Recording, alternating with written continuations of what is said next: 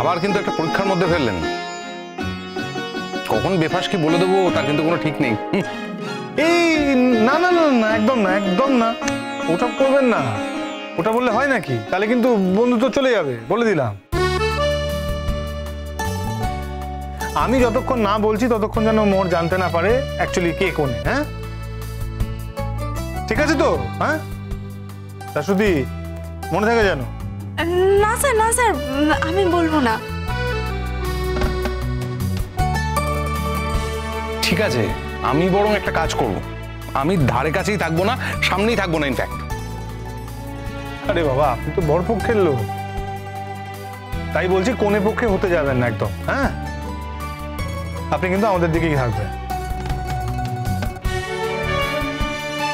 আর বাবা, তুমি একটা কাজ করো, তুমি মায়ের থেকে নাম্বারটা নিয়ে ওই মোহরের বাবা মাকে আসতে বলে দাও।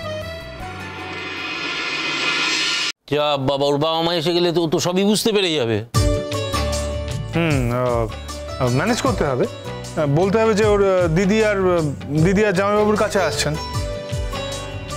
ঘটনাচক্রে মোহরের জামাইবাবু আর দিদি বিয়ে বাড়িতে আছে, তাই ওনাদেরকে বিয়ে বাড়িতে আসতে হচ্ছে।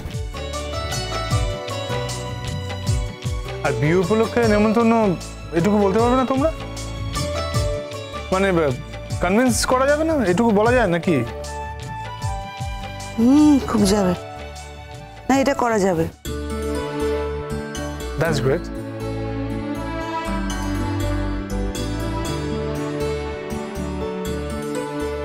যেমন চেয়েছি খুব ভালো হয়েছে, আমি খুব খুব খুব খুশি হয়েছি। আর আমিও খুব খুশি হয়েছি, তার কারণ শেষ পর্যন্ত ওই আমার ব্যাটার বউ হচ্ছে। বাবা, আমার কিন্তু একদম সময় নেই, আমাকে বাড়ি যেতে হবে। যেটা ওনার সাথে কথা আছে, অনেক পার্সোনাল কথা। তুমি কিন্তু তোমার ওই ফোন কলগুলো করে নিও। হ্যাঁ, এই যে এসিপি স্যার, আপনি কিন্তু কোনে পক্ষে অনেক কিছু করেছেন, দয়া করে আমার জন্য কিছু করবেন তো? এই যে শাশ্বতী ম্যাডাম। হ্যাঁ স্যার। আপনি আপনার বান্ধবীটির কাছে যেতে পারেন, তবে শুধুমাত্র সহানুভূতি যোগানোর জন্য, এ ব্যতীত কোনো কারণে নয়। বুঝেছি স্যার, ওকে গিয়ে আমার সান্ত্বনা দিতে হবে যে ওর যেরকম কষ্ট হচ্ছে আমারও সেরকম কষ্ট হচ্ছে, আর ওকে এটা বোঝাতে হবে যে শঙ্কর স্যারের বিয়ে হচ্ছে, কিন্তু সেটা অন্য কারোর সাথে। আর তুই তো সেটাই চেয়েছিলিস, তাহলে মনে মনে খুশি থাক, আর যতই দুঃখ হোক না কেন মুখে হাসি রাখবি, তাই তো স্যার? হ্যাঁ তাই, তবে আরও একটা কাজ আছে, সেটা হলো সবকিছু ঠিকঠাক সাজানো গোছানো হচ্ছে কিনা, তার সম্পূর্ণ দায়িত্ব কিন্তু তোমার। স্যার আপনি একদম চিন্তা করবেন না, আমি কোনো ত্রুটি রাখবো না, একবার দেখুনই না।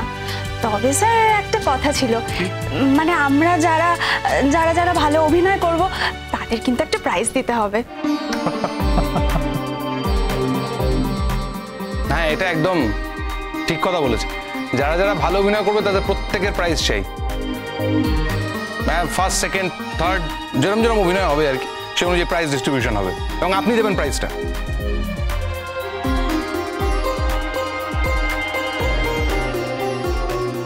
বেশ, এখনই অ্যানাউন্স করে দিলাম, ভালো অভিনয় করলে আমি কিন্তু প্রত্যেকে প্রাইজ দেব। যারা যারা ভালো করবে তাদের প্রত্যেকে। অদিতি, আমাদের কিন্তু ভালো করে অভিনয় করতে হবে, তাহলে শঙ্কর আমাদের প্রাইজ দেবে বলেছে। চুপ করো তো। চুপ করবো কেন, ভালো করে পাঠটা তো করতে হবে। আর আমরা যদি সবকিছু ফাঁস করে দিই, তাহলে যে যত ভালো করেই অভিনয় করুক না কেন, কেউ কিচ্ছু পাবে না, কোনো কাজই হবে না। তাই জন্য আমাদের পাঠটাও ভালো করে করতে হবে, আর আমরা প্রাইজটাও পাবো। তুমি তো বিয়ের সব গোছগাছ করে নিয়েছো, আমাদেরও কিছু করতে হবে তো নাকি?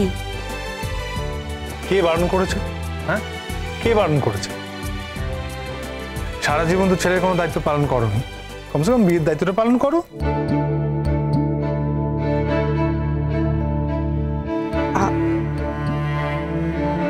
আমি শঙ্খ, আমি থাকলে তোমার জেঠুমনি, তোমার বাড়ির আরো আরো সবাই। সেই জন্যই তো নিউট্রাল জায়গা করা হয়েছে। এই ব্যাপারে আমি পরিষ্কার কথা বলে নেব।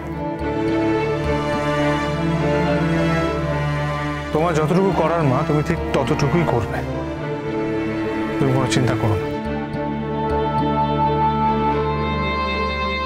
বাকিটা আমি বুঝে নেব।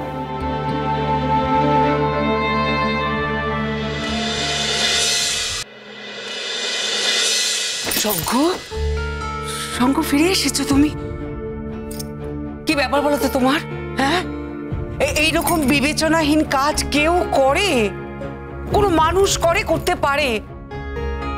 তুমি জানো তোমার জেঠু কিরকম অসুস্থ, ওকে কিছুতেই ঠিক করতে পারছি না, ব্লাড প্রেশার ওর। এনিওয়ে বাদ দাও। কি হয়েছিল? হ্যাঁ, কোথায় গেছিলে তুমি? কেউ তোমায় কেন খুঁজে পাচ্ছিল না? বাড়ি থেকে বেরোলে মিটিং করবে বলে। আচ্ছা, এইভাবে কেউ আমাদের চিন্তার মধ্যে ফেলে বলো তো? তুমি তো এরকম ছিলে না শঙ্খ, তুমি এত বদলে গেছো। হ্যাঁ,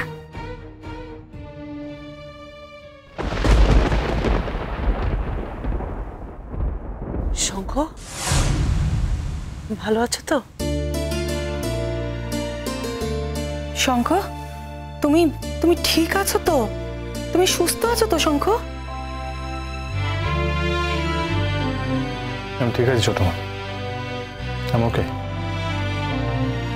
একটা বিশেষ কাজের জন্য আমি কিছুদিন বাইরে গিয়েছিলাম, আমি ঠিক আছে। একটা খবর দিলে তো পারতে শঙ্খ, কত চিন্তা ভাবনা করছিলাম আমরা। আর সত্যি কথাই তো, বাবা কিন্তু খুব অসুস্থ হয়ে পড়েছেন শঙ্খ, তোমায় দেখতে না পেয়ে।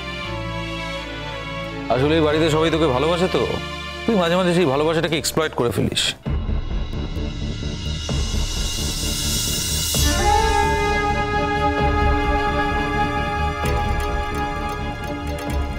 সেই শহরের মধ্যে কি তুমিও পড়ো ছোটকা?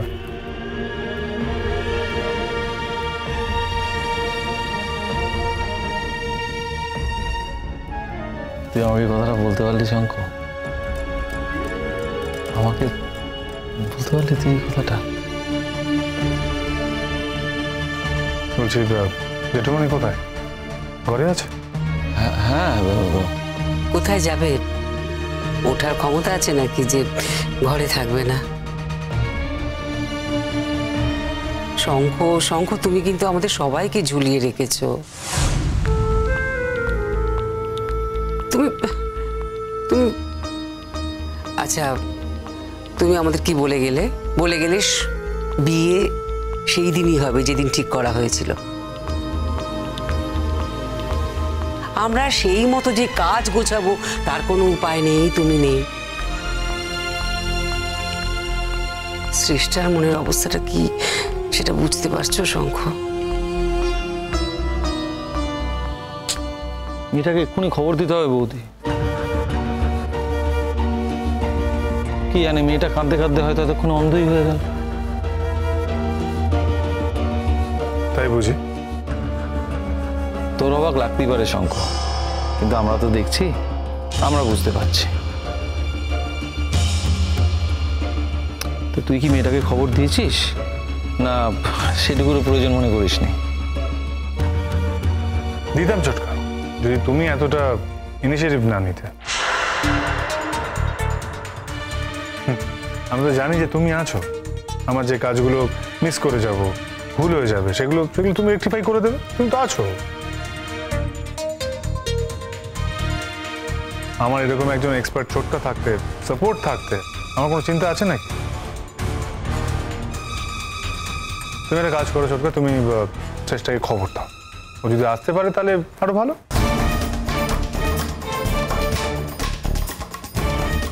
হ্যাঁ বলছো শঙ্খ, তুমি বলছো তো? বাই দ্য ওয়ে, তুমি কোথায় ছিলে সেটা একবার বলবে শঙ্খ? জেঠিমণি, একটা বিশেষ কাজে আটকে ছিলাম। তোমাদেরকে আমি এটা আগে থেকে বলতে পারতাম, কিন্তু কাজটা শেষ হওয়া না পর্যন্ত আমি তোমাদেরকে বলতে চাইনি। কি কাজ রে শঙ্খ? আরে না না, তোমাদেরকে না জানিয়ে বিয়ে করে ফেলিনি, একটা অন্য কাজ ছিল, সেটা করছিলাম। কি যে বলিস তুই শঙ্খ, তুই যে এরকম কিছু করতে পারিস তা আমরা স্বপ্নেও ভাবতে পারি না, বুঝলি?